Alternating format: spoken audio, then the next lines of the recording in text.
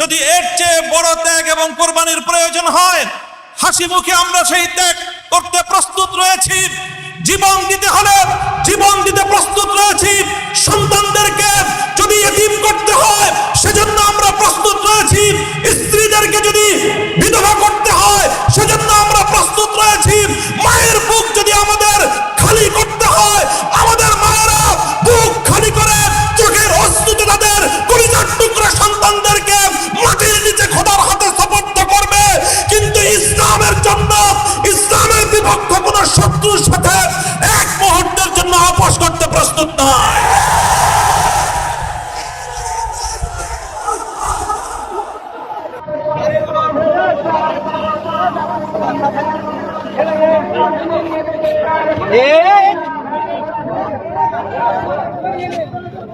দেখা যায় না রে।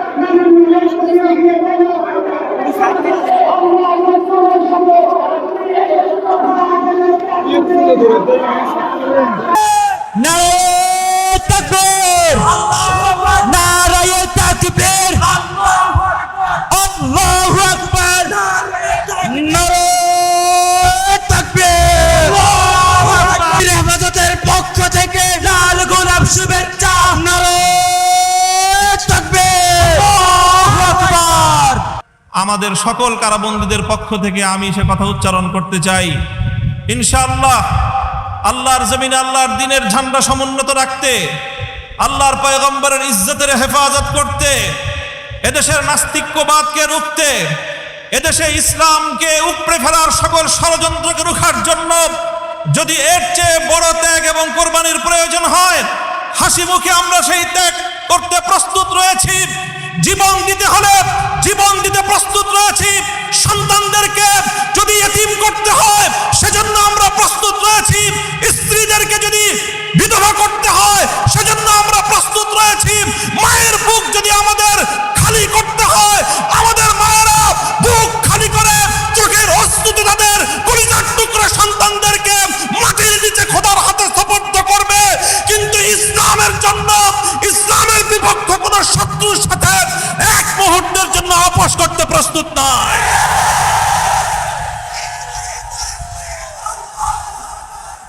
সবাই কম, আমার স্পষ্ট পয়গাম, সব অন্যায়ের ক্ষমা রয়েছে, গাদ্দারি আর বিশ্বাসঘাতকতার কোনো ক্ষমা নাই।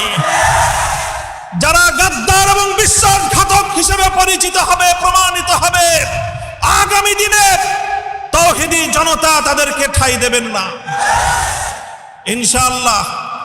ওলামায়ে কেরাম, হেফাজত নেতৃবৃন্দ যেভাবে শপথে বলিয়ান হলেন, যারা আমাদেরকে এভাবে সমর্থন যোগাচ্ছেন, আপনারা তো সমর্থন যোগাচ্ছেন, কিন্তু আপনারা কি কথাটা টের পান যে আপনাদের এই অভূতপূর্ব সমর্থনের কারণে রাষ্ট্রযন্ত্রের পক্ষ থেকে আমাদের উপর চাপটা কিন্তু আরো বেশি বেড়ে যায়। এই যে আজকে আমাদের উপরে এই অকথ্য নির্যাতন, এই যে লাঞ্ছনা, এই যে গঞ্জনা আমাদের উপর, কারণ এদেশের মানুষ আমাদেরকে ভালোবাসে, কারণ আমরা যেখানে যাই মানুষ আমাদের প্রতি আবেগ এবং উচ্ছ্বাস প্রকাশ করে। এখন আপনারা যদি আবেগ আর উচ্ছ্বাস প্রকাশ করে ঘরে গিয়ে বসে থাকেন চুপ করে, তাহলে আমাদের উপর কিন্তু চাপটা, জুলুমের স্টিম রোলারটা আমাদেরকে কিন্তু নিষ্পেষণ করে দিবে। তখন আপনাদের আবেগ প্রকাশ করার কিন্তু আর কোনো জায়গা অবশিষ্ট থাকবে না। এই জন্য আমি আজ আমাদের আমির, এই জনপদের সকল আলেম ওলামার আমির, এই জনপদের কোটি কোটি তৌহিদি জনতার অবিসংবাদিত আধ্যাত্মিক রাহবার আল্লামা মুহিবুল্লাহ বাবু নগরীর এই মজমাকে সারা দেশের প্রতিনিধিত্বশীল মজমা হিসেবে গ্রহণ করে আমি এই জাতির কাছ থেকে জিজ্ঞাসা করতে চাই, আগামী দিনে ইসলামের কথা বলার অপরাধে ইজ্জতের পক্ষে কথা বলার অপরাধে শাপলা চত্বরের আমার ভাইয়ের রক্তে রঞ্জিত শাহাদাতের কথা বলতে গিয়ে হঠাৎ আমার যে সকল সন্তানদের বুকগুলোকে জালিমের বুলেটের আঘাতে ঝাঁঝরা হতে হয়েছে, ব্রাহ্মণবাড়িয়ায় যেভাবে পাখির মতো গুলি করে আমার সন্তানদেরকে শহীদ করা হয়েছে, সেই সন্তানদের পক্ষে কথা বলতে গিয়ে আমাদের কণ্ঠ যদি আবার চেপে ধরবার চেষ্টা করা হয়, তাহলে আপনারা রাজপথে তার মোকাবেলা করবার জন্য প্রস্তুত থাকবেন কিনা?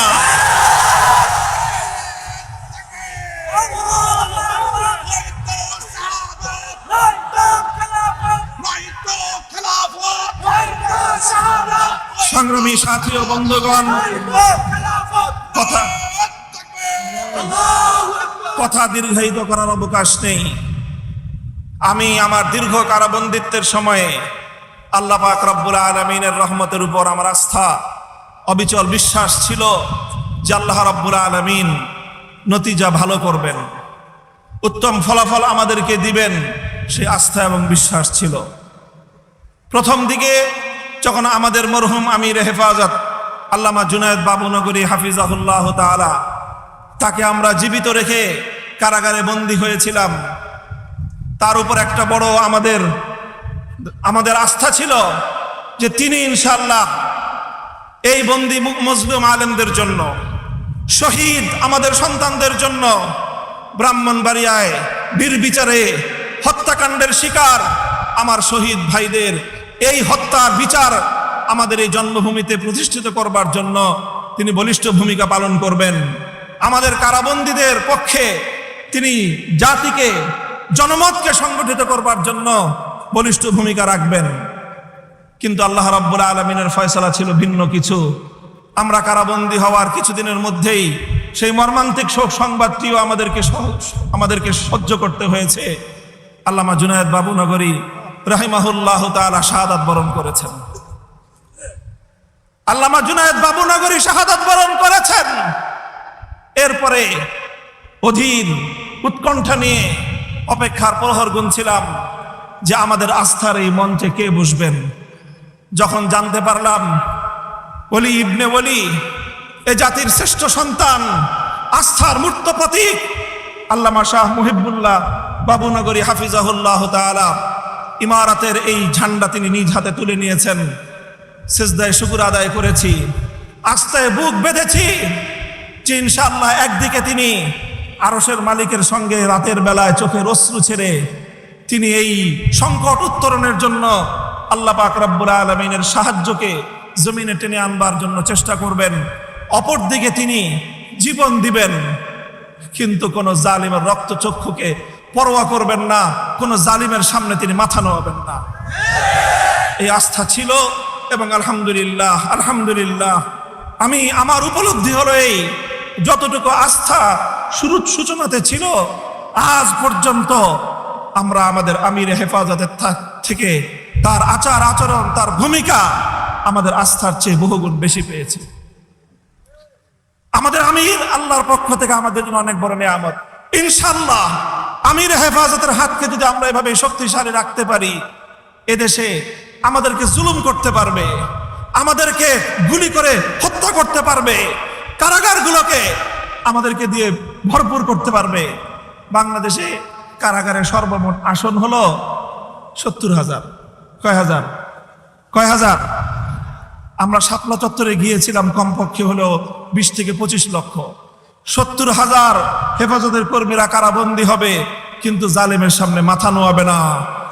এই দেশের 1 ইঞ্চি মাটি নাস্তিক্যবাদ এবং ইসলাম বিদ্বেষের জন্য কারো হাতে ইজারা দেবে না ইনশাআল্লাহ। আল্লাহ পাক আমাদের সকলকে তৌফিক দান করুন, কবুল করুন। আমাদের আমির হেফাজত সহ আকাবিরিনদেরকে আল্লাহ পাক দীর্ঘ নেক হায়াত দান করুন। ওয়া আখিরু দাওয়ানা আলহামদুলিল্লাহি রাব্বিল আলামিন। আসসালামু আলাইকুম ওয়া রাহমাতুল্লাহ।